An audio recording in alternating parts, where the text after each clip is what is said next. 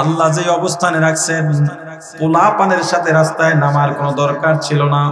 কুনতুম খায়রা উম্মাতিন উখরিজাত লিন-নাস, আয়াতের দিকে যখন তাকাইলাম দেখলাম দেশের কল্যাণে ওদেরকে উৎসাহ দেওয়ার জন্য জীবন বাজি রেখে আমারও নামা উচিত। আমিও জানতাম, তারাও জানতে, এই আন্দোলন যদি আমরা ফিল করতাম আজকে এখানে বয়ান করতে পারতাম না, হয়তো ফাঁসির কাজটা না হয় আয়না ঘরে ঢোকা লাগতো। সবকিছু জেনেও যেই ছাত্ররা, যেই জনতা, যেই মানুষগুলো জীবন শেষ হয়ে যাবে জানার পরেও জীবনকে বাজি রেখে রাজপথে নামতে পেরেছে, ওরা আবারও কোনো নব্য ফেসিবাদের যদি তৈরি হয় আবারও জীবন দেওয়ার জন্য রাস্তায় নামতে পারবে। আমিরুল মুমিনিন খলিফাতুল মুসলিমিন হযরত উমর রাদিয়াল্লাহু তাআলা আনহু যেখানেই যান কোনো সমালোচনা নাই, দুই একটা ঘরে যাও আলোচনা হয়, সবাই শুধু উমরের প্রশংসা করেন। শেষ সময় যখন তিনি ফজরের ওয়াক্ত কাছাকাছি চলে যাবেন, হঠাৎ করে জুপরি একটা ঘরের মধ্যে মামের কথার আওয়াজ শুনতে পাইতেছেন। সেখানে ওমর শব্দ শোনা গেছে। হযরত উমর দাঁড়িয়ে গেলেন, যেহেতু ওমর শোনা যায় নিশ্চয়ই আমাকে নিয়ে আলোচনা চলতেছে। মা মেয়ে আলোচনা করতেছেন, কথোপকথন চলতেছে। মা মেয়েকে জিজ্ঞেস করতেছে, হে মেয়ে আমার, বকরির দুধ দহন করছনি? হযরত ওমর বুঝে গেলেন এদের বকরি আছে, দুধ দহন করে সংসার চালায়। পুরুষ যেহেতু নাই, তাদের বাবা হয়তো মারা গেছে, না হয় দূরে কোথাও আছে।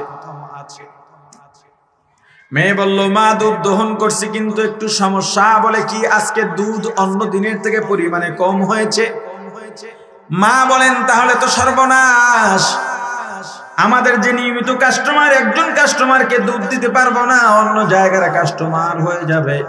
মেয়ে বলে, তাহলে কি করা যায়? উপায় তো নাই, কাস্টমার গেলে যাবে, দুধ তো আর আমাদের নাই। মেয়ের মা ডাক দেয়া বলে, সমস্যা নাই, আজকে একটু পানি মেরে দাও। কি মারবে? দুধের মধ্যে পানি মারা বুজুর্গ নারায়ণগঞ্জে নাই। এটা বুজুর্গ না বুজুর্গ? দুধ এবং মধু এটা জান্নাতি খাবার। কোথার খাবার? যেই মানুষগুলো দুধ আর মধুতে ভেজাল লাগায় এরা মানুষ হয় কি করে আমার বুঝে আসে না। জুস বাচ্চাদের খাবার, শিশুদের খাবার। যেই দেশের জুস কোম্পানিগুলো বাচ্চাদের খাবারে কেমিক্যাল দেয় ওরা মানুষ হয় কি করে? যেই দেশে ওষুধ খাইয়া মানুষ সুস্থ হয়, রোগ ভালো হয়, যেই দেশে ওই ঔষধের মধ্যে ভেজাল দেয় ওরা মানুষ হয় কি করে? আফসোস, মানুষকে ঠকাও না ভাই, বরং মানুষের কল্যাণে কাজ করো। দোকানে গিয়া বলে, ভাই রুটি কবের? কয় মাত্র দিয়ে গেছে। কি কয়? অথচ রুটিটা 3 দিন আগের। আপনি রুটি হাতে নিয়ে দেখলেন রুটিটা শক্ত। এ ভাই রুটি তো শক্ত। দৌড়ু মিয়া, শীতের দিন মানুষ যায় শক্ত হইয়া পরে রুটি। গেঞ্জির দোকানে গেলেন গেঞ্জি কেনার জন্য, সাইজে একটু ছোট হয়েছে। দোকানদার এবার বলে ধুইলে ছাড়বে। একই দোকানে আর একজন গেছে, গেঞ্জি হয়েছে বড়, এবার তারে বলতেছে ধুইলে কাঁপবে। ওরে বাবা,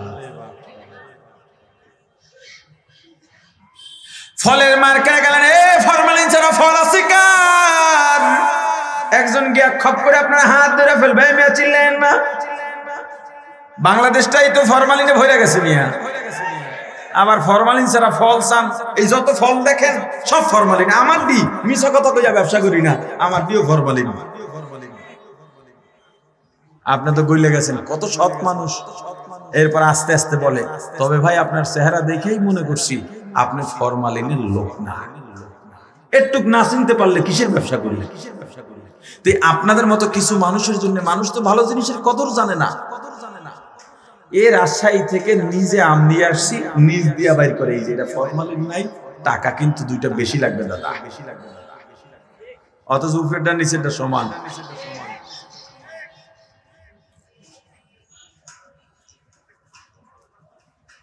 আপনি মধু পাগল মানুষ, আপনার বাড়ির সামনে দিয়া মধুওয়ালা যায়, ডাক দিছে মধুওয়ালা, সুন্দরবনের মধু লাগবে কার?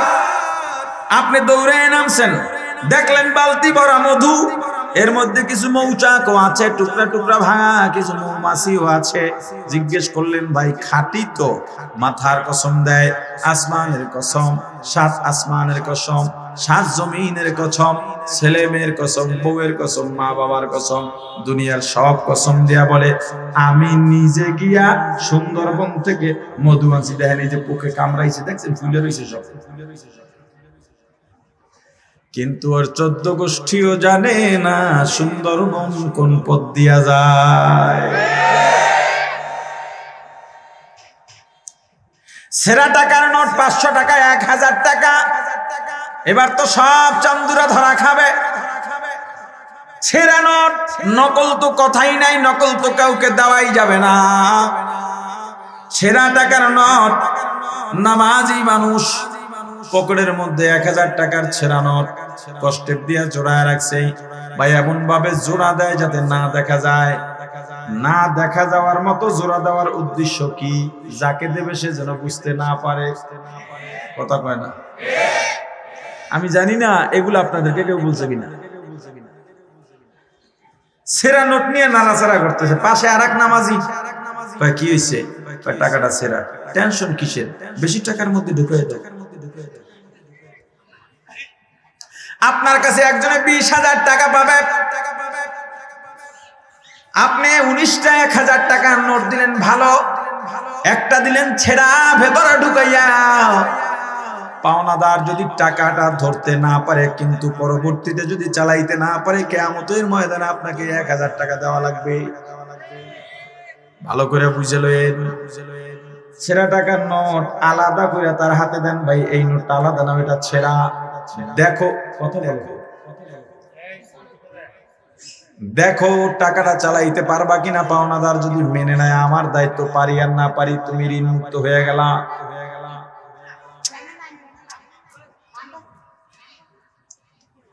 আর যদি বলে আমি চেষ্টা করি, না পারলে তোমার কাছ থেকে ফিরিয়ে নেব, তাহলে ফিরে আসলে আপনাকে ফেরত দিতেই হবে। আমিরুল মুমিনিন খলিফাতুল মুসলিমিন হযরত উমর রাদিয়াল্লাহু তাআলা আনহু মা মেয়ের কথাবার্তা সব শুনতেছেন। মেয়েটা ডাক দিয়া বলে, মা, হযরত উমর তো দুধে পানি মিশাইতে নিষেধ করছেন।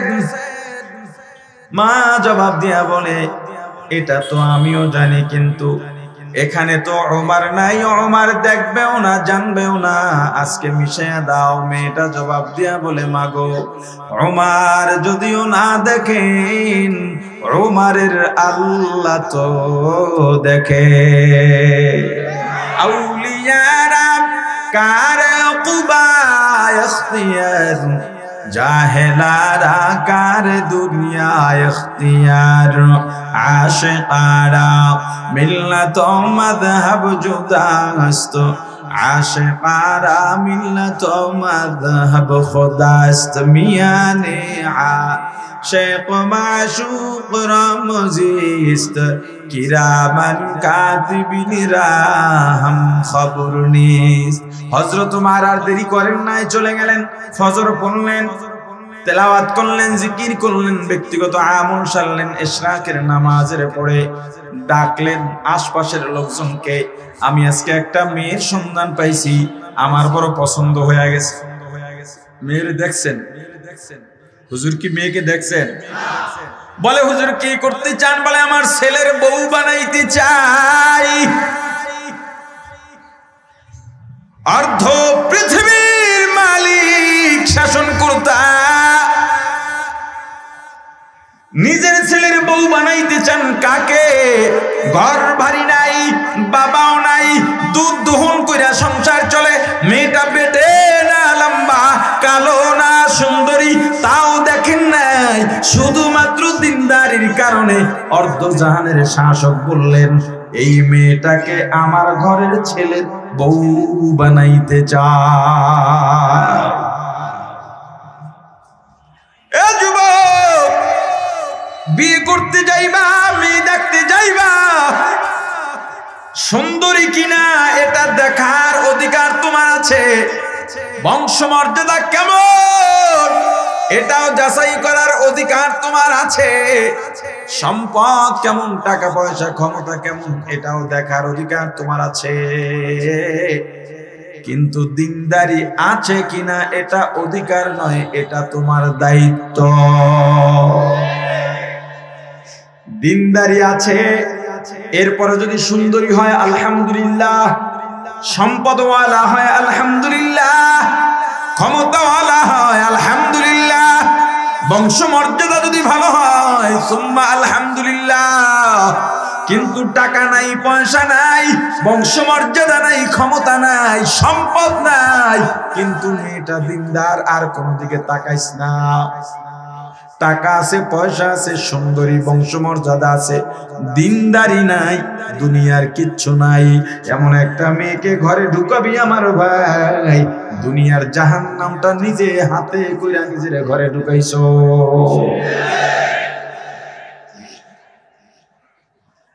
প্রাণের ভাই আমার, মেয়ে দেখা শেষ, এবার বিয়ে হবে।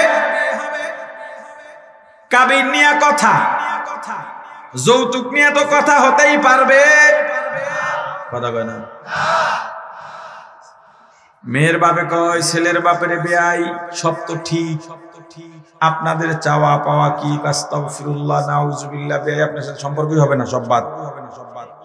আপনি আমার যৌতুকের প্রস্তাব দিতেছেন, আমার আবার দাবি দেওয়া। আমি পবিত্র ভূমি পাড়াই আইছি মিয়া, বাইতুল্লাহ জিয়ারত করে আইছি, আমার রাসূলের রওজায় সালাম দিয়েছি, আপনি আমার যৌতুকের কথা কন। আপনার মেয়ের আপনি কি দেবেন না আপনার ব্যাপার, কথা কয় না। কি আছে না নাই, আছে না নাই?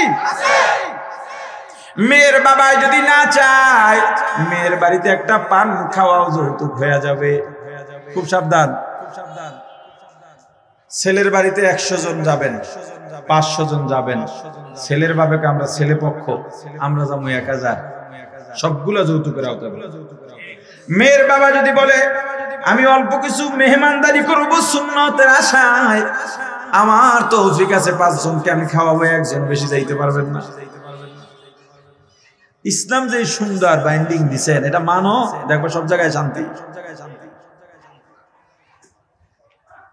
এবার কাবিন, যৌতুক নিয়ে তো আলোচনা বাদ, কাবিন নিয়ে আলোচনা অবশ্যই হবে। মূলত মহারানা, এটা মেয়েদের প্রাপ্য।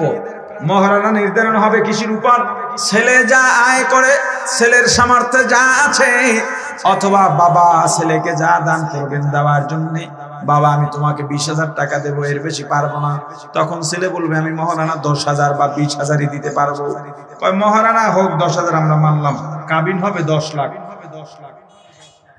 কথা কয় না। আরে কাজী সাহেবরা যারা আছে না, কাজী সাহেবরা খেপে যাইবে, এরা এই ফুসলানিটা দেয়, কাবিন যত বেশি তার মালকুশ তত বেশি। মহারানা পর আবার কাবিন কি? রাষ্ট্রীয় দৃষ্টিকোণ থেকে কাবিন নামা হবে, ঠিক আছে, কিন্তু মহারানা যে লেখা হবে কাবিন নামা সেটা লেখা হবে সামর্থ্যের বাইরে। কেন? এখন মেয়ে পক্ষ থেকে যে কাবিন দাবি করা হয়, ওদিকে যৌতুক হারাম, আর এইটা আরাম হয়ে গেছে। এখন তো যৌতুক পাল্লে গেছি গা, এখন তো যৌতুক হয় মেয়ে পক্ষ থেকে। আরে কথা কয় না। গরিব মানুষ যে পারে না 2 টাকা দিতে, এর কাছে 2 লাখ টাকা দাবি করে বসে রয়েছে। কথা কয় না। কয় এত টাকা কয় যে সারাসারি নিয়ত আগেই খারাপ, নিয়ত আগেই খারাপ। আল্লাহর উপরে তাওয়াক্কুল করো। মহারানা হবে সামর্থ্যের উপরে। বিয়ে তো হয়ে গেল, ইজাব কবুল হয়ে গেল, এবার বাসর ঘরে যাইবা। ঘরে ঢুকে প্রথমেই সালাম দেবা। তোমার সন্তানের দায়িত্ব হইতেছে, গোড়ার থেকে ধরছি দায়িত্ব ওখান থেকে। সালাম দিয়া প্রথমে গিয়া বিবিকে আগে মহারানার টাকাটা দেবা, এটা দায়িত্ব। তোমার বউ বলবে টাকা লাগবে না, ওইরাইতে সবাই কয়, এবার ঝগড়া লাগাই দেখো, কইবে আমার কাবিনের টাকা দে, তখন দাও কইবে না, দেনও কইবে না, টাকা দে। খালি হেইটা ঝগড়া লাগলে কি দিছিল বাপের বাড়িতে, খাট একটা উই পোকায় খাইয়া ভাঙ্গে লাইছে, এটাও ফেরত নেয়। এই জন্য হর বাড়িতে কিছু আনবি না, বাপের বেটার মতো থাকবি বেটা, একটা সুতো আনবি না শ্বশুর বাড়ির থেকে। মহারণা টাকা দিয়া দিবা, যদি বউ বলে লাগবে না, খবরদার ফেরত আনবা না, খবরদার। আর মায়েদেরকে বলি, হে বোনেরা, তোমরাও টাকাটা ফেরত দিও না, এটা তোমার হক, তোমার নিজের কাজে লাগাইতে পারো, সন্তানের বিপদে লাগাইতে পারো, নিজের কাজেও তুমি এটা টাকা কাজে লাগাইতে পারো। এরপরে বিবির মুখোমুখি বসো, দোয়া দুরুদ যা আছে পড়া নাও, বিবিকে ডাক জিজ্ঞেস করবা অজু আসেনি, যদি খালি কয় না, ধমক দিয়া ওই জায়গায় সবাই বলা, অজু নাই কেন, আজকে প্রথম রাত অজু করে আসো, এইটারে কয় প্রথম রাইতে বিলুই মারা। আর যদি অজু করা থাকে, আলহামদুলিল্লাহ, তুমি অজু করে ঢুকো, বিবিকে বলো, বিবি জীবনের নতুন একটা অধ্যায় শুরু করতেছি, তোমাকে আমি চিনি না, তুমিও আমাকে চেনো না, অদৃশ্য একটা রশি কালেমার বন্ধনে আবদ্ধ হয়ে গেলাম, আমাদের থেকে এখন আল্লাহ দুনিয়ায় আমাদের বংশ বিস্তার করবেন, চলো আমরা দুজন নামাজের মাধ্যমে আমাদের অধ্যায়টা শুরু করি। দুজন নামাজে দাঁড়া বাপ, যদি জামাতে পড়ো তাও পড়তে পারো, তোমার বিবি পিছনে থাকবে, তুমি সামনে থাকবা, 2 রাকাত নামাজ পড়ে আল্লাহর দরবারে হাত উঠাইয়া কি দোয়া করবা, রব্বি হাবলি মিনাস সলিহিন,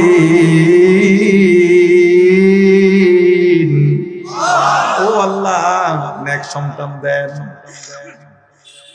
সন্তানের দায়িত্ব, যাদের বিয়ে হয়ে গেছে, 2টা সন্তান হয়ে গেছে, এখনো যদি তোমার সন্তানের আশা থাকে, তুমি তোমার বিবিকে নিয়ে এভাবে নামাজ দিয়ে শুরু করো।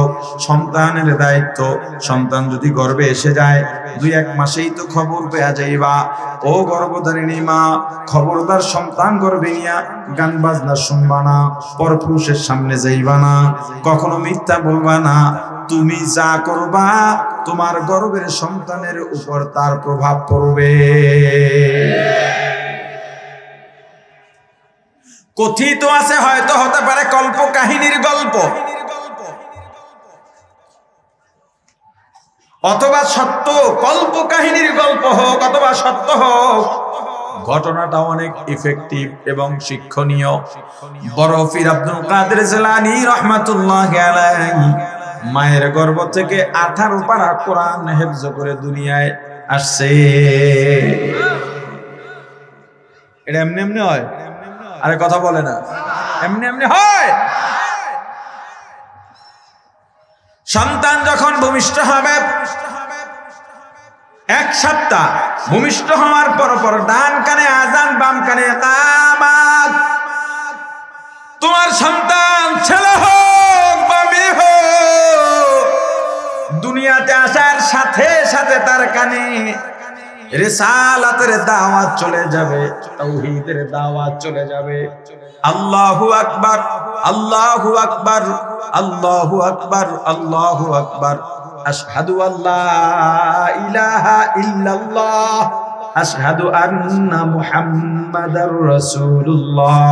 তাওহীদ রিসালাতের প্রতিধ্বনি তোমার সন্তানের মগজে দিয়ে দাও। দুনিয়াতে আসার সঙ্গে সঙ্গে 1 সপ্তাহের মধ্যে সুন্দর দেখে একটা নাম রাখো, যেই নাম দিয়া কিয়ামতে তুমি পার পাইতে পারো। কিয়ামতের ময়দানে কারো কারো জন্য সুন্দর নামও হতে পারে নাজাতের জরিয়া। একটা নেকের অভাবে জাহান্নামে যাবে। কিয়ামতের ময়দানে আল্লাহর অনেকগুলো রূপ থাকবে, রহমান রহিমের রূপ, গফফারের রূপ, সত্তারের রূপ, আবার কখনো কহ্হারের রূপ।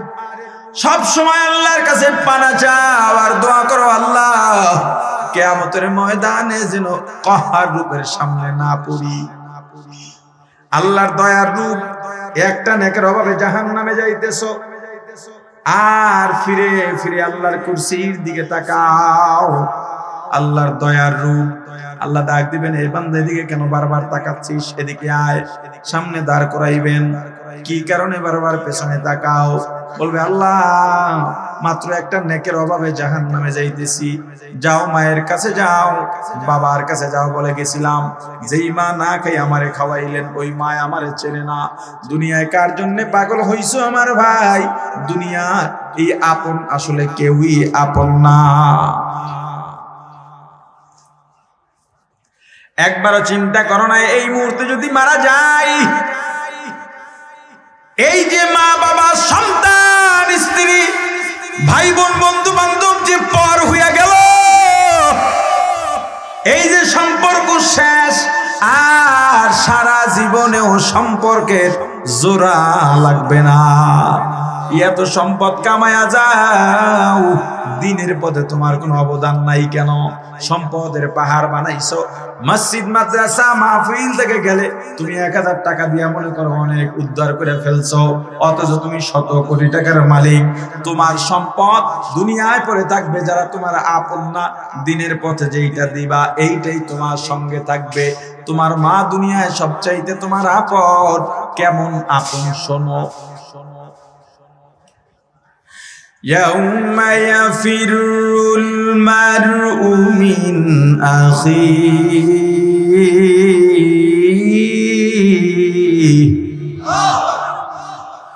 وأمه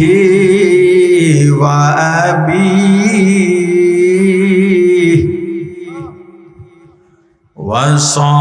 وصاحبته وبنيه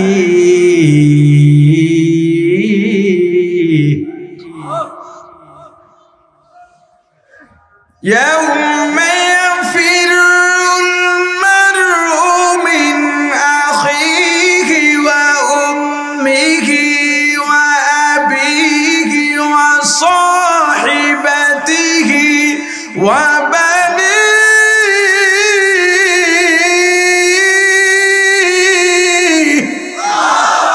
কিয়ামতের ময়দানে মা বাবা সন্তানকে দেখলেই পালাবে, সন্তান মা বাবাকে দেখলেই পালাবে, ফিরু ভাগবে। বলে দুনিয়ায় কেউ কিয়ামতের ময়দানে কেউ কাউকে চিনবে না, কথাটা এমন নয়। সবাই সবাইকে চিনবেই, কিন্তু পরিচয় দেবে না। ভাই ভাইকে দেখলে দৌড়াবে, পালাবে। ভাই বোনকে, বোন ভাইকে, বন্ধু বন্ধুকে, স্বামী স্ত্রী, স্ত্রী স্বামীকে দেখলেই পালাবে। ঘটনাক্রমে মা আর সন্তানের যদি দেখা হয়ে যায়, সন্তান অনুনয় বিনয় করে বলবে, মা গো আমি তোমার কলিজার টুকরা সন্তান, না খাইয়া আমারে খাওয়াইছ। ও মা, শীতের রাতে প্রসাব পায়খানা করে বিছানা নষ্ট করলে সবাই চিল্লা পাল্লা করত, কিন্তু তুমি আমার সব পরিষ্কার করে উল্টো চুমু দিতা, আদর করতে। রে মা, তোমাকে রেখে দূরে গেলে আমার বাড়িতে ওই সময় মেহমান এলে ভালো ভালো খাবার পাকাইয়া, মজাদার পিঠা বানাইয়া সবাইকে ভাগ করে দিতা রে মা, কিন্তু তুমি খাইতা না। আমি নাই, এজন্য আমি যদি দেশের বাইরে যাইতাম অথবা ঈদে বাড়ি না থাকতাম, সবার জন্য নাস্তা পরিবেশন করতা, তুমি নতুন কাপড়টাও পরতা না আমার মায়ায়। আমি তোমার সেই সন্তান, আজকে একটা নেকির অভাবে জাহান্নামে যাইতেছি রে মা। মা এক কথায় জবাব দিয়া বলবে, না আমি তোকে চিনি না। সন্তান মাকে চেনানোর চেষ্টা করবে, ও মা কেন চেনো না? আমার বাবার নাম আব্দুল্লাহ, আমার বাবার নাম আব্দুর রহমান, আমার বাবার নাম আব্দুল খালেক। ও মা, আমার বাবার জন্য তোমার বাবার বাড়ি ছাড়ছো, অর্থাৎ আমার নানার বাড়ি ছেড়ে দিয়েছো। আমার মামার সঙ্গে আর বাবার সঙ্গে তর্ক হয়েছে, তুমি ভাইয়ের পক্ষ নেও নাই, বাবার পক্ষ নিয়েছো। ও মা, নানা বাড়িতে সম্পদ ছিল, বাবা বাড়িতে ছিল না। এত সম্পদের মালিকের সন্তান হওয়ার পরেও আমার বাবার ঘরের সংসারে কষ্ট করে থেকেছ। বাবা যদি বাসায় ফিরতে দেরি হতো, বাবার জন্য তুমি খাবারের অপেক্ষা করতা, খাবার নিয়ে অপেক্ষা করতা। আমি ওই আব্দুর রহমানের সন্তান আব্দুল্লাহ। মা জবাব দিয়া বলবে, কিসের স্বামী, কিসের সন্তান? আমার তো বিয়াই হয় নাই। हकीकत से तो दुनिया बेखबर है, दुनिया की नुमाइश पर नजर है। नबी गोया के आज दुनिया जुदाबाश, बखर कारे के बाशी बा खुदा बाश। सिस्ते दुनिया आज खुदा गाफिल बुदर, नकामा शौनुक़रा गफर जिंदोज़ान। दुनिया में हो दुनिया का तलब गार नहीं हो, दुनिया में हो दुनिया का तलब गार नहीं हो। बाजार से गुजर हो खरीददार नहीं हो, बाजार से गुजर हो खरीददार नहीं हो।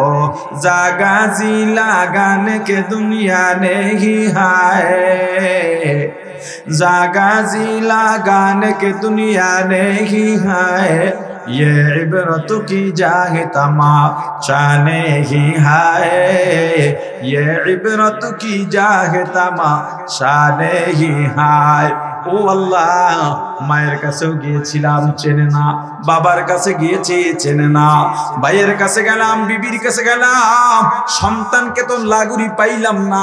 যেই দলটা করেছি, রাজনৈতিক দল করছি, নেতাগুলো সব জাহান্নামে পইড়া রইছে।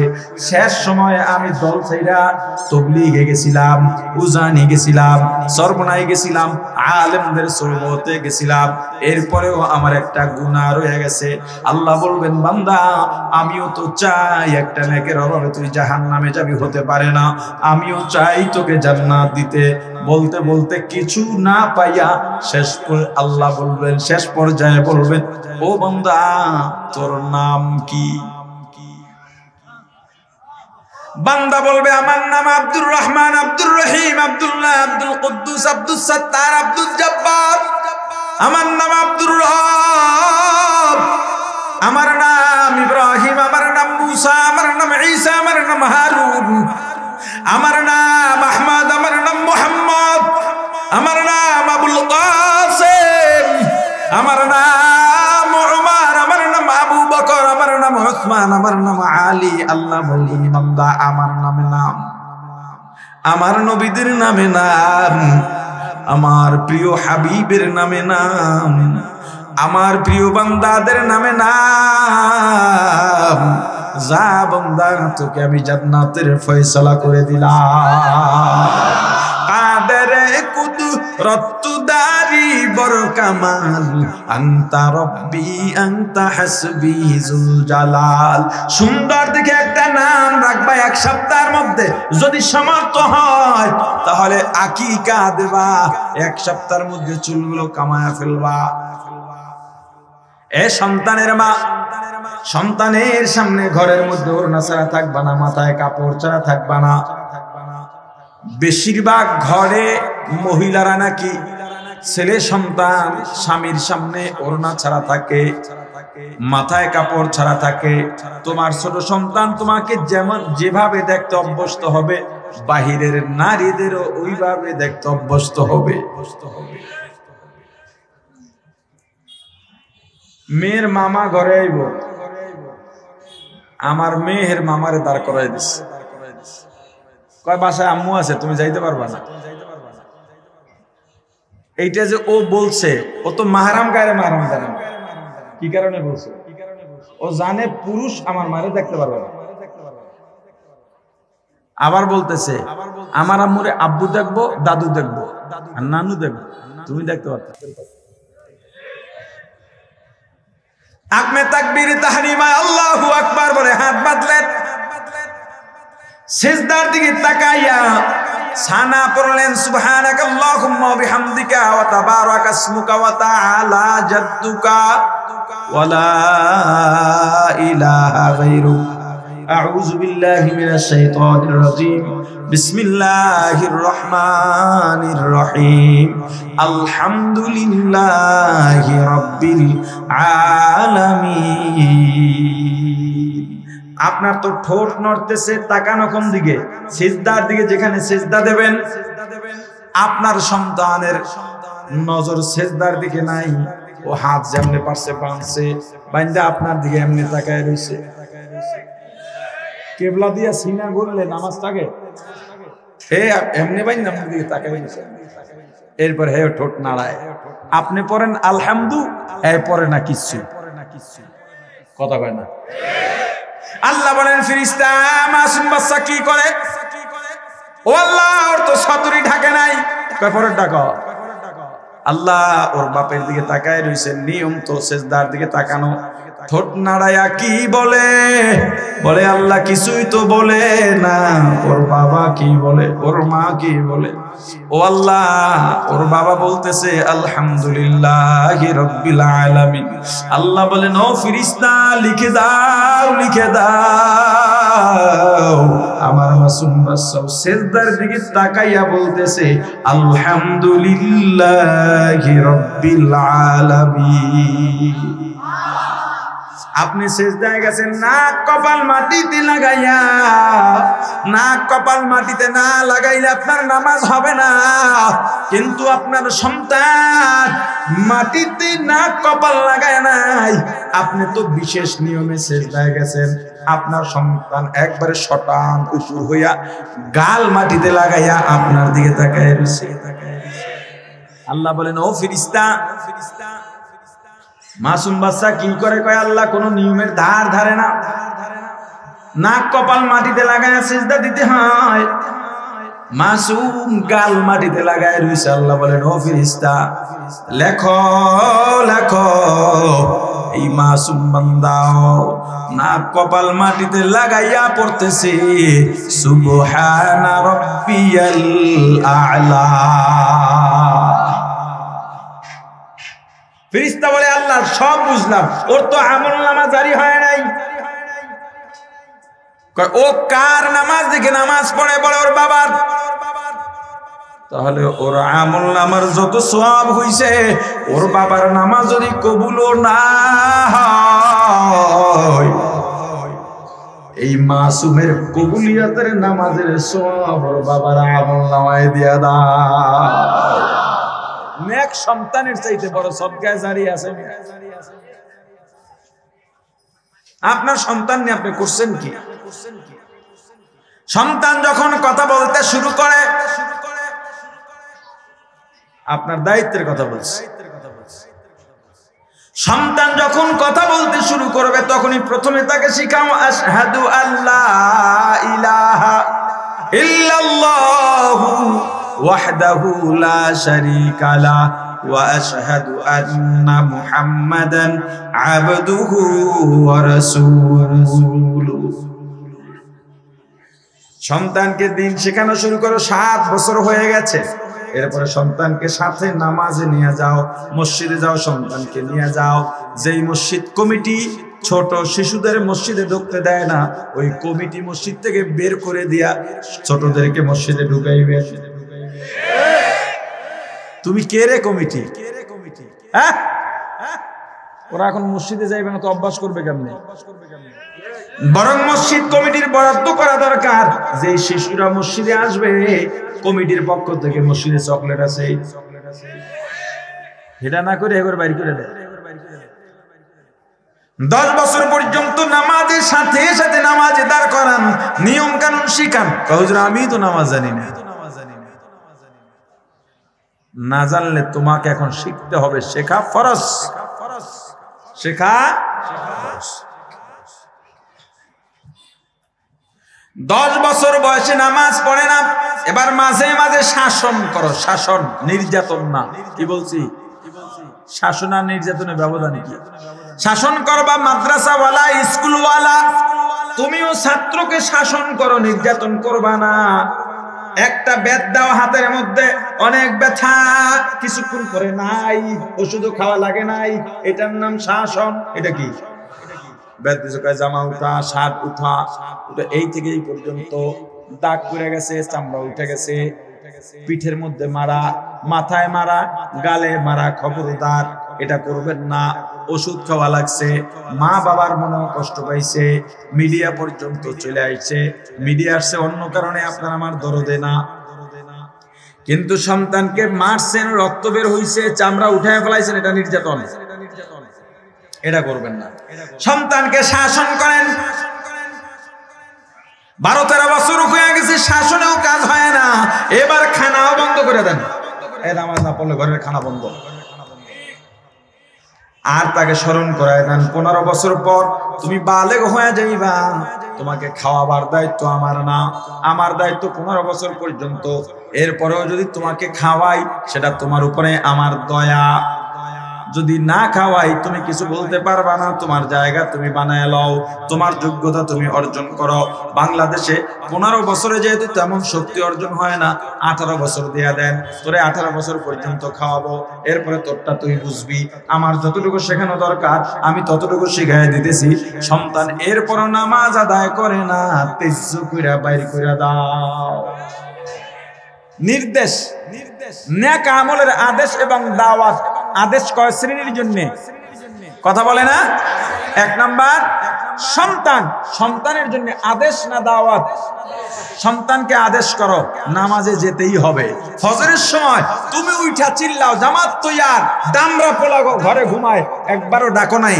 এই সন্তান কিয়ামতের ময়দানে বলবে, আল্লাহ আমার ওই বাপটা কই, যে নিজে নামাজে গেছে, আমার একদিন খাবারও বন্ধ করে নাই, শাসনও করে নাই, দিনও শিখায় নাই, ওই বাপের লইয়া জাহান্নামে যাব। আপনার স্ত্রী, তাকে দাওয়াত না নির্দেশ? বিবি নামাজ আদায় করো, নামাজ না পড়লে থাকতে পারবে না। বিবির জন্য নির্দেশ শুধু ফরজ নয়, নফলের জন্য নির্দেশ দেওয়া, ফরজের গুরুত্ব দিয়ে যায় গেছে। এরপরে বলছি কে? শিক্ষক তার ছাত্রকে, পীর তার মুরিদকে। আরো অনেক আলোচনা আছে, সন্তানের আলোচনায় স্টপ করলাম। যতটুকু আলোচনা করেছি, আলোচনায় যত ভুল আমার পক্ষ থেকে, যত ভালো আল্লাহর পক্ষ থেকে। আমার ভুলগুলো শুধরাইয়া আল্লাহর ভালোগুলো গ্রহণ করার তৌফিক দান।